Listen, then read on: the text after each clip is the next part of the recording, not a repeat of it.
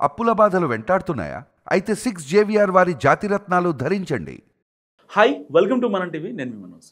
నారా లోకేష్ చేసిన తన భార్యపై చేసిన కీలక వ్యాఖ్యలు ఇప్పుడు నెట్ అంటే చాలా హాట్ టాపిక్గా మారాయి. ఎందుకు హాట్ టాపిక్ అన్నానంటే, తన భార్య బ్రాహ్మణి మొన్న హ్యాండ్లూమ్ డే రోజున ఒక శారీ కట్టుకుంది, వైలెట్ కలర్ శారీ. దానికి ఆ రోజు కట్టుకున్న ఇంపాక్ట్ దాదాపుగా మంగళగిరిలో ఆ చేనేత కార్మికులు తయారు చేశారు. ఆ శారీని ఈవిడ కట్టుకుందని బాగుందని చెప్పి వాళ్ళ ఫ్రెండ్స్ అంతా ఆరా తీసి దాదాపు 90 మంది ఆ శారీని వాళ్ళ దగ్గరికి కొన్నారనమాట. సో దీన్ని లోకేష్ చాలా బ్లష్ అవ్వకుంటూ చెప్పాడు. సో అసలు కొంతమంది చెప్పేది ఏంటంటే, ఎందుకు బ్రాండింగ్ చేయాల్సిన అవసరం ఏముంది అని వైసీపీ నేతలు కొంతమంది ఆరోపిస్తున్నప్పటికీ కొంచెం హర్షించదగిన విషయం అని చెప్పి టీడీపీ వాళ్ళు కానీ కొంచెం న్యూట్రల్గా మాట్లాడేవాళ్ళు చెప్తున్న పరిస్థితి. సో అసలు ఏది కరెక్ట్ ఏది నిజం మాట్లాడదాం. మనతో పాటు కొత్త రవీంద్రబాబు గారు ఉన్నారు, ఆయనతో మాట్లాడు. నమస్కారం సార్. నమస్తే. ఎలా ఉన్నారు sir? Fine, thank you sir. అంటే బ్రాండింగ్ చేయడం కూడా తప్పేనంటారా చేనేత కార్మికుల విషయంలో? తప్ప అంటే అది మన ఆలోచన విధానాన్ని బట్టి ఉంటుంది. ఇప్పుడు ఆంధ్రప్రదేశ్ రాష్ట్ర రాజకీయాల్లో 2 ఆలోచన ధోరణులు కనిపిస్తూ ఉన్నాయి. ఒకటి, స్త్రీలని గౌరవించాలా అని ఒక వర్గం అంటున్నారు, ఎన్డీఏ టీడీపీ నేతృత్వంలోని కూటమి. ఇంకొక అదర్ సైడు ప్రతిపక్ష హోదా కూడా లేని ఒక రాజకీయ పార్టీ జగన్ రెడ్డి గారి నేతృత్వంలో స్త్రీల మనోభావాలు దెబ్బతీయటమే ధ్యేయంగా పెట్టుకొని ముందుకెళ్తా ఉన్నారు. ఈ మాట ఎందుకు అంటున్నా అంటే, హ్యావింగ్ సెడ్ దిస్, రీసెంట్ లేటెస్టే తీసుకుందాం. కొవ్వూరు మాజీ ఎమ్మెల్యే ప్రసన్న కుమార్ రెడ్డి వాళ్ళ వరుసకి సిస్టర్ అవుతున్న Prashanti Reddy, Kovvur present MLA, public మీటింగ్లో ఆమె మీద ఈయన మాట్లాడిన మాటలు నేను మాట్లాడలేను, మీరు వినలేరు, అటువంటి జుగుత్సాకరమైన అసహ్యమైన మాటలు లేడీస్ మీద మాట్లాడితే జగన్ రెడ్డి గారు ఆయన వెళ్ళి పరామర్శించాడు, అంటే సపోర్ట్ చేశాడు.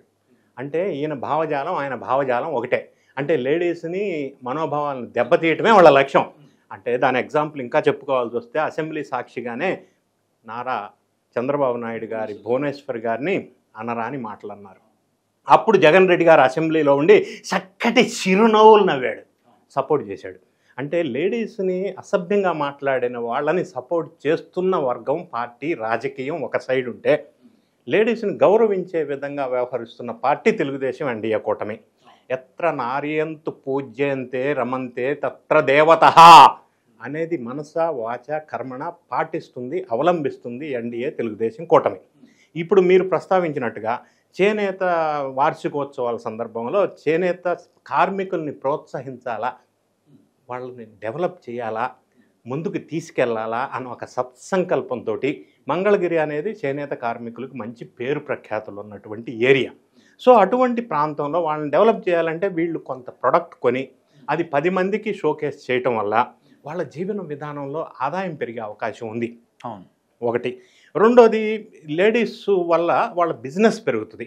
మూడోది, ఈ నారా లోకేష్ గారి కామెంట్ ఉందే, జనరల్గా వాళ్ళ వైఫ్ని ఆ చీర కొనటం వల్ల ఆ కార్మికులకు ఉపయోగపడింది అన్న చెప్పే ఆలోచనలో భాగంగా అలా చెప్పాడు.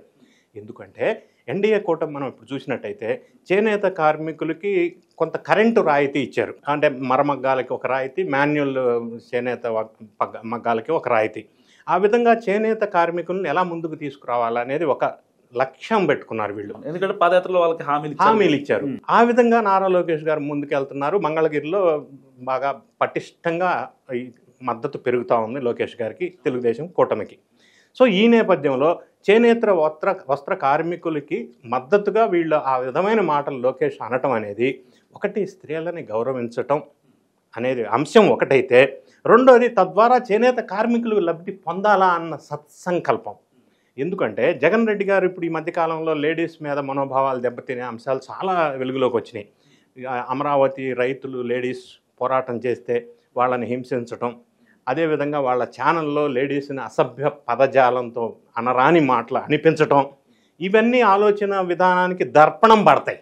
అంటే మన ఆలోచన ఎట్లా ఉంది లేడీస్ వైపు. మరీ ఎగ్జాంపుల్, ఈరోజు రాఖీ పండుగ సందర్భంలో జగన్ రెడ్డి గారికి ఆంధ్ర రాష్ట్రంలో లేడీస్ అందరికీ రాఖీ శుభాకాంక్షలు చెప్పారు. దాని మీద కూడా ఈరోజు టాపిక్ నడుస్తూ ఉంది. ఎవరు దాన్ని విశ్వసించి యాక్సెప్ట్ చేసే పరిస్థితిలో కూడా లేరు. ఎందుకంటే ఒకవైపు లేడీస్ వైపు, దృక్పథం వైపు జగన్ రెడ్డి గారికి ఏం చేస్తున్నాడు, ఇప్పుడు రాఖీ శుభాకాంక్షలు చెప్తే ఎట్లా, విశ్వసనీయత ఉండాలి కదా, చెప్తే చేసేటట్టు ఉండాలి కదా. చెప్పేది ఒక మాట చేసేది ఒకటైతే ప్రజలు విశ్వసించరు. నాయకుడు అనేది జనంలో క్రెడిబిలిటీ, విశ్వసనీయత ఉండాలా, ఉంటే విశ్వాసం పెరుగుతుంది. ఆ విధంగా లేని పార్టీ వైఎస్ఆర్ కాంగ్రెస్ పార్టీ, జగన్ రెడ్డి గారు.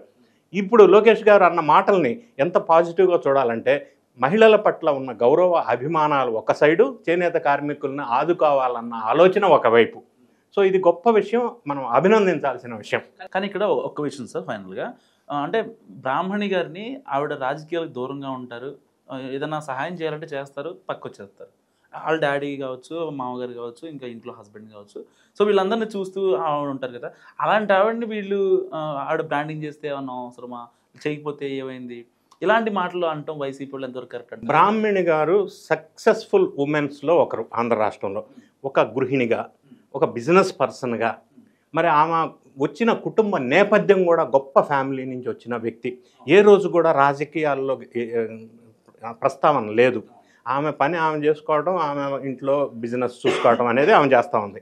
సో అటువంటి కుటుంబం నుంచి వచ్చిన ఆమెను కూడా గతంలో వైఎస్ఆర్ కాంగ్రెస్ పార్టీ వాళ్ళు విమర్శించిన చరిత్ర ఉంది మనకి.